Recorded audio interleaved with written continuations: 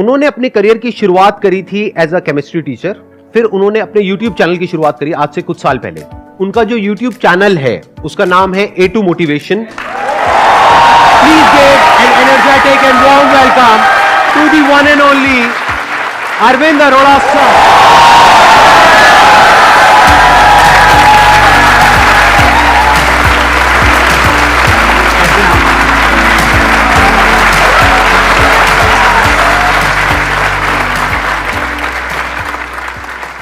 कितने लोग जानते हैं इनको? सारे जानते हैं, सबने इनकी वीडियोस देखी होंगी। इनके बारे में वैसे तो मेरे पास में बहुत कुछ है बोलने के लिए, और अगर मैं बोलता रहा, इनकी तारीफ करता रहा, जो इनकी पर्सनालिटी है, जो इनकी वीडियोस है, तो आई थिंक पूरा सेशन इसी में निकल जाएगा। लेकिन अगर मेरे को शॉर्ट में बोलना हो, सिर्फ एक लाइन के अंदर अंदर जो मैंने ऑब्जर्व किया, इस पूरी दुनिया की पॉपुलेशन कितनी है? 1.5 इंडिया की नहीं, पूरी दुनिया की पॉपुलेशन कितनी है? मोर देन 7 बिलियन, मतलब मोर देन 750 करोड़, उससे ज्यादा इनके चैनल के ऊपर व्यूज है।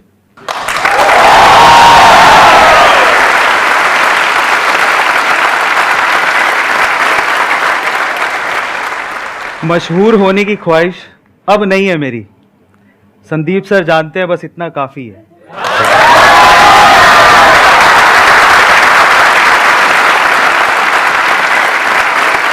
हर बार हम लोग स्टेज पे आते हैं, हमारे लिए तालियां बजाते हैं यार। मैं आपको लिटरली बताता हूँ, एक्चुअली हमारे होस्ट एंड मेरे फेवरेट, मैं जिनका खुद बहुत बड़ा फैन हूँ, एक्चुअली हमें उनके लिए आज स्पेशली तालियां बजानी चाहिए।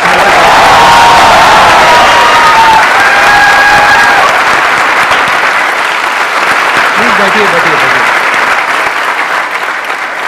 आज लेकिन इनका दिन है, तो आप जो भी पूछना चाहते हैं इनसे प्लीज आप बैठिए। इनके सवालों से पहले मैं एक लास्ट बात, उस टाइम नर्वस था सर। हाँ। मेरी दिली इच्छा थी कि मैं आपको गले लगाऊं, मैं आप ढंग से आपको गले लगाऊं। सर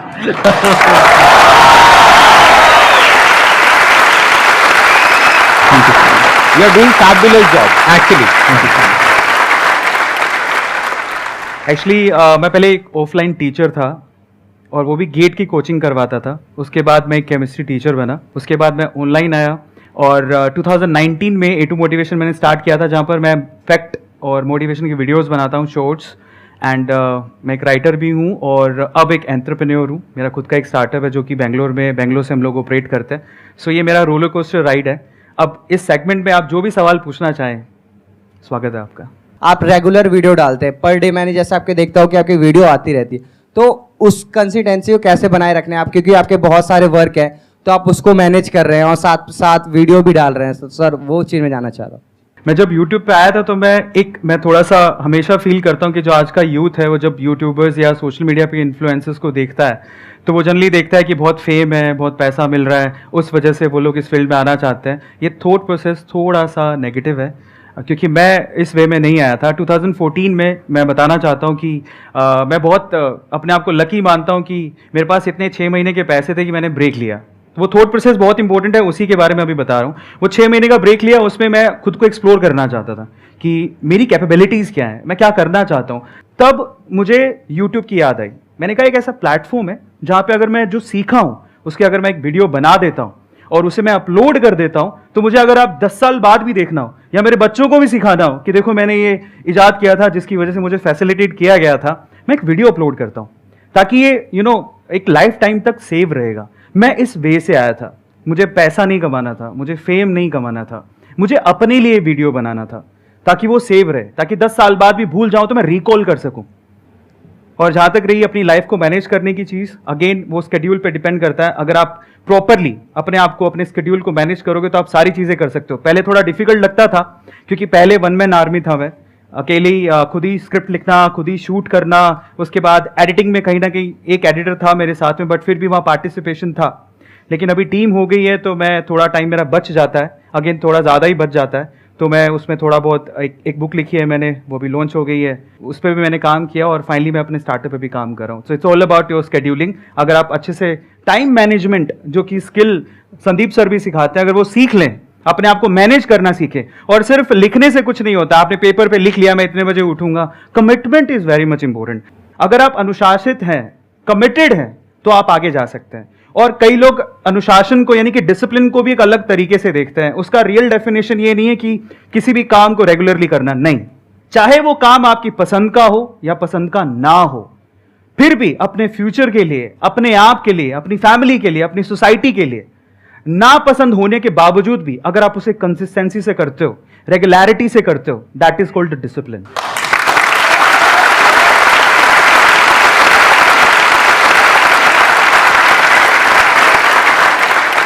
मेरा एक छोटा सा सवाल है कि हम जैसे आर्टिस्ट लाइन या फिर हम यूट्यूब शुरू करते हैं तो अक्सर एक ब्रेकडाउन टाइम आता है। हर किसी की लाइफ में ये टाइम आया होगा या आएगा, जो स्टूडेंट है या उसकी लाइफ में अभी आएगा, तो बहुत डिमोटिवेशन होता है उस टाइम पे कि अरे हमारे साथ फैमिली भी सपोर्ट नहीं करती कि अरे ये क्या यूट्यूब शुरू कर दिया है ना। मतलब वो एक सोर्स नहीं मानते इसको, क्योंकि हर पेरेंट्स चाहता है कि हमारा बेटा डॉक्टर बने, इंजीनियर बने, ये बने वो। कभी कोई ये नहीं चाहता कि तुम जाओ आर्टिस्ट लाइन में, जाओ हीरो बनो, हीरोइन बनो। कोई सपोर्ट नहीं करता। तो how to charge yourself? You know, आपने द परस्यूट ऑफ हैप्पीनेस अगर देखा हो तो वो हमेशा एक ही बात बोलते हैं, प्लीज प्रोटेक्ट योर ड्रीम्स। क्योंकि वो ड्रीम्स है ना, आपके लिए बहुत खास है, दुनिया के लिए नहीं है। उसको आपको खुद को प्रोटेक्ट करना है। अब उसके लिए आपको कुछ भी कीमत चुकानी पड़े, you have to do that. और इसी का नाम जिंदगी है। अप्स एंड डाउन्स तो आएंगे ही ना लाइफ में, लेकिन अगर आप उन अप्स एंड डाउन्स में अपने सपनों को खो दो, छोड़ दो, तो फिर सपने आपके पास आए क्यों हैं? बड़े सपने देखने हैं तो कीमत चुकानी पड़ती है, और वो आपको चुकानी चाहिए। उसके लिए कुछ भी देना पड़े, you have to give yourself as well. मेरा ऐसा मानना है। एक्सेलेंट।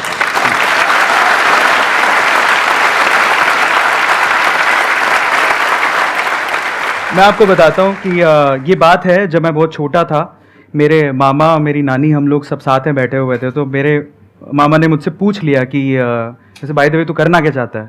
मैंने कहा बहुत बड़ा आदमी बनूंगा। मतलब मैंने अपने आप को कभी कम आंका ही नहीं, लोगों के सोचने से फर्क नहीं पड़ता। मैंने बोला बहुत बड़ा आदमी बनूंगा, मैं बाहर जाऊंगा कुछ करने के लिए, इंजीनियरिंग करूंगा। तो मेरे मामा हंसने लग गए।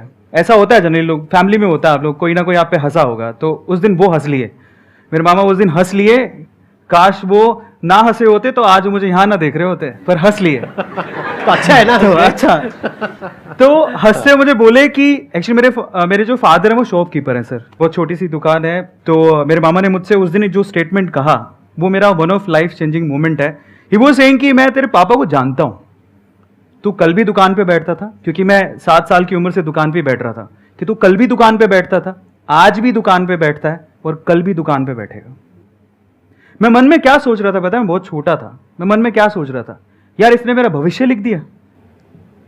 कमाल है, मतलब प्रेडिक्ट कर दिया। अब ये भविष्य ऐसा होना नहीं चाहिए, उसकी जिम्मेदारी मेरी है, उसको तो बदल के रहूंगा।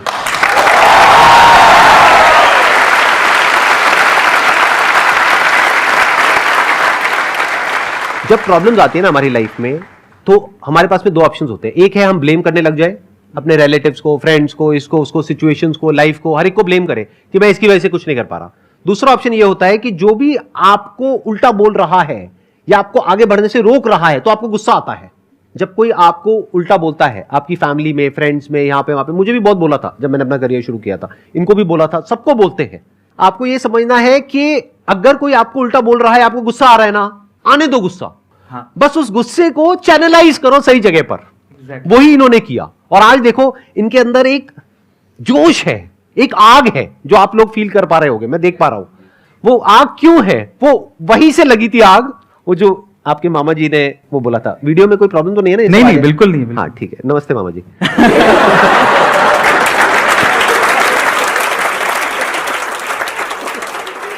मैं आपसे पूछना चाहता हूँ कि how to be clear on thoughts, मतलब जो हम सोचते हैं और उसको इम्पोज भी करना है। और कई बार डिसीजन मेकिंग में भी हमें मतलब दिक्कत हो जाती है कि कोई डिसीजन ले तो लेते हैं लेकिन उसको अप्लाई नहीं कर पाते। बहुत अच्छा सवाल है। क्लैरिटी में एग्जांपल देता हूँ, ज़्यादा इंपॉर्टेंट है। मेरे फादर मुझे जाने नहीं देना चाहते थे बाहर। मैं इकलौता था, शॉप थी, उनको ये था कि संभालेगा कौन। तो हमेशा जब भी मैं बाहर जाने की बात करता था तो वो कहते थे कि नहीं, पॉसिबल नहीं है। जैसे भी जिद करके मैं निकला बाहर, क्योंकि फादर का कहना था कि भी 2 सिस्टर हैं, शॉप पे कौन बैठेगा, उनकी शादी भी करनी है, जो होता है नॉर्मल फैमिलीज में। पर फिर भी लड़ के साइन करवाया, एजुकेशन लोन लिया, निकले बाहर। अब क्यों गए थे जरा समझने की जरूरत है। विजन ये था कि मुझे फैमिली को प्रूफ करना है। मेरे मामा जी ने कहा कि भैया तो कुछ कर नहीं सकता, मेहनत करके सिलेक्शन हुआ है। पापा ने एजुकेशन लोन पे साइन करने तक से मना कर दिया था, फिर भी जिद करवा के किया। क्यों किया? वो इंपॉर्टेंट था कि मुझे मेरी लाइफ में कुछ करना था, मुझे इंजीनियरिंग करनी थी। अब क्लैरिटी थॉट क्या है जरा समझते हैं। यहां से मुझे मेरा करियर बिल्ड करना है। बहुत कुछ पीछे सुन के आया हूं और बहुत कुछ लोगों को बताना है और प्रूफ करना है। लेकिन जब मुझे मौका मिला तो मैं भी बहक गया। जब बाहर निकला मैं तैयारी करने के लिए सर, तो अगेन पता नहीं कैसे बताऊं, बट वहां पे एक लड़की थी। बाहर जाने के बाद जब हवा लग जाती है, फ्री हो जाता है इंसान, उसी की तरफ दौड़ता है। तो मेरे साथ सेम हुआ। उनको जब पहली बार देखा मैंने तो बस दिल के तार बज गए, पता नहीं क्या हुआ। पर एक बात मैं बोलता हूँ यहाँ पे, अगेन करने कुछ और आया था, पढ़ाई करने आया था, तैयारी करने आया था ताकि मेरा कॉलेज में सिलेक्शन हो, लेकिन वहां पर इस चीज में अगेन साइड में हो गए, डाइवर्ट हो गए। बिकॉज उस टाइम पे क्या मुझे एनर्जी बहुत थी, जैसे आज आप फील कर रहे हो इससे 10 गुना ज्यादा थी। मुझे ऐसा लगता था मैं बहुत कुछ कर सकता हूँ, लेकिन वो जो एनर्जी होती है उस टाइम पे स्कैटर्ड होती है, इस वजह से आप बहक जाते हो।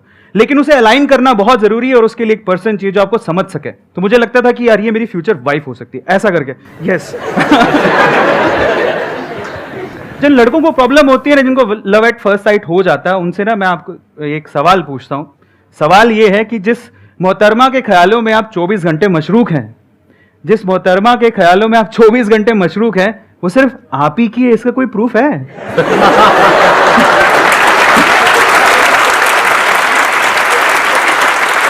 उसके आने का इंतजार करना, उसके जाने का इंतजार करना, उसे देखना, है ना? बिल्कुल होता है।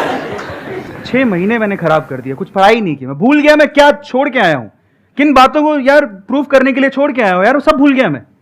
गलत बात है, पर बहक गया, कुछ नहीं कर सकता था। तो मैं उनके पास गया और जाके मैंने उनको बोला, मैंने कोई आई लव यू कुछ नहीं बोला, स्ट्रेट फॉरवर्ड बता रहा हूँ। और उनके पास बैठा, जाने का मौका मिला तो मैंने कहा मैं जा रहा हूँ। उनकी मम्मी को बोला पहले, तो मम्मी टकराई। मैंने कहा जा रहा हूँ तो मैं सोच रहा हूँ सबसे मिल लूँ, क्या मैं उनसे भी मिल सकता हूँ? मैं उनका बहुत बड़ा फ़ैन हूँ। वो फ़ैन इस वजह से था क्योंकि वो बहुत ही थोड़ा इंक्लाइंड थी स्पिरिचुअलिटी की तरफ, तो वो बहुत बुक्स पढ़ती थी। तो मैं गया उनके पास बैठा, मैंने डायरेक्टली उनको एक ही बात बोला, मुझे आपसे एक बात कहनी है। तो बोले क्या? मुझे आपसे शादी करनी है। अब अच्छा शादी करनी है, फायदे मैं बता देता हूँ, मुझसे 5 साल बड़ी थी। उन्होंने कोई रिएक्शन नहीं दिया। लास्ट में जब पूरी कॉन्वर्सेशन हो रही थी, सुनती रही, लास्ट में उन्होंने मुझे बोला कि एक बात बोलती हूँ, ध्यान से सुनना। मैंने कहा हाँ। बोले अपने माँ बाप के पैसों पे तुम यही करने आए हो क्या? स्टेटमेंट बहुत खतरनाक थी, दिल पे चुभ गई कि अपने माँ बाप के पैसों पे तुम यही करने आए हो क्या था। फिर उसने बोला कि तुम जब 6 महीने पहले आए थे ना, तुम्हारे बारे में बहुत सुना था कि तुम बहुत इंटेलिजेंट हो, अब क्या हो गया? फिर लास्ट में उसने जो बात बोली वो आप सब लोगों को सुननी ही चाहिए। अगेन मैं कह रहा हूँ, लड़कियां बहुत मैच्योर होती हैं। वो खुशी वाली बात भी थी लेकिन चैलेंज भी था मेरे लिए। उसने बोला